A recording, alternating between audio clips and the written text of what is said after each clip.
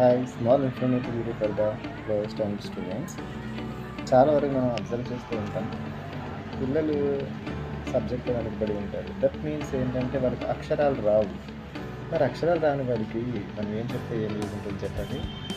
First target అనేది వాళ్ళకి lessons complete చేస్తాను, లెసన్స్ అయిపోయి దట్ ఈస్ నాట్ ఇంపార్టెంట్.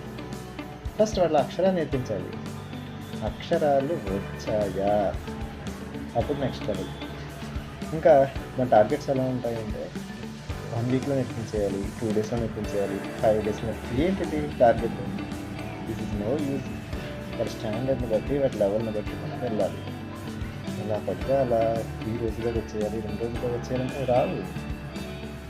అలా వచ్చేస్తే వాళ్ళు ఎప్పుడో ఇంప్రూవ్ అయిపోయేవారు కదా. సో వాళ్ళకి టైం అనేది ఎక్కువ తీసుకుంటుంది. దాన్ని బట్టి వాళ్ళ స్టాండర్డ్ బట్టి మనం నేర్పిస్తూ వెళ్ళాలి. సో ఫస్ట్ స్టెప్ ఎక్కిన తర్వాతనే సెకండ్ స్టెప్ అనేది ఎక్కించాలి.